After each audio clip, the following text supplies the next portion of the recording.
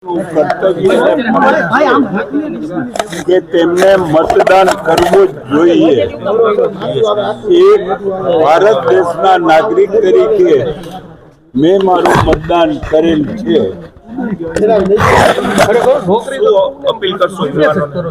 હું યુવાનોને સમસ્ત મતદારોને હું અપીલ કરું છું કે જે પાર્ટી રાષ્ટ્રને મજબૂત કરે, ભારતીય સંસ્કૃતિનું સંરક્ષણ કરે એવી પાર્ટીના લોકોને મત આપવો જોઈએ।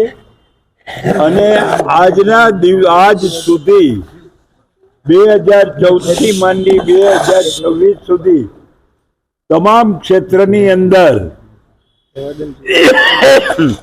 ચાહે ગ્રામ પંચાયત હોય, તાલુકા પંચાયત હોય, જિલ્લા પંચાયત હોય, મ્યુનિસિપાલિટી હોય, કોર્પોરેશન હોય, વિધાનસભા હોય કે લોકસભા હોય, તમામ જગ્યાએ આજના દેશના નાગરિકોએ ભારતીય સંસ્કૃતિની રખેવાળી કરે અને રાષ્ટ્રનું નામ રોશન કરે એવી પાર્ટીને મત આપ્યા છે અને આજે પણ આપશે। અને આપ પૂછો એ પહેલા કહી દઉં કે રાજકોટની 72 સીટ છે। ગયા વખતે 72 માંથી 68 સીટ મળી હતી। આ વખતે વિપક્ષને પૂરેપૂરો આરામ મળવાનો છે અને 72 સીટ ભાજપ લાવવાનું છે। કયા મુદ્દાને આધારે એટલા માટે થઈને કે આજે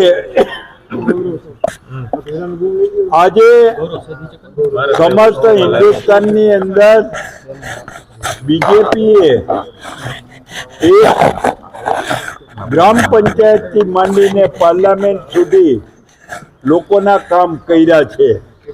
આજે લોકોની આવશ્યકતા તો પૂર્ણ કરેલ છે, હવે આવશ્યકતાને બદલે રાષ્ટ્રને મજબૂત કરે એવી ભાવનાથી સભર લોકો થાય એના માટે થઈને પાર્ટી પ્રયત્ન કરે છે।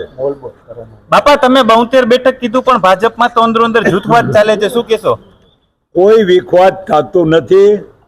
કઢીમાં ઉફાયણા આવતા જ હોય છે પણ કઢી કોઈ દી તપેલાની બહાર નીકળતી નથી। યુવાન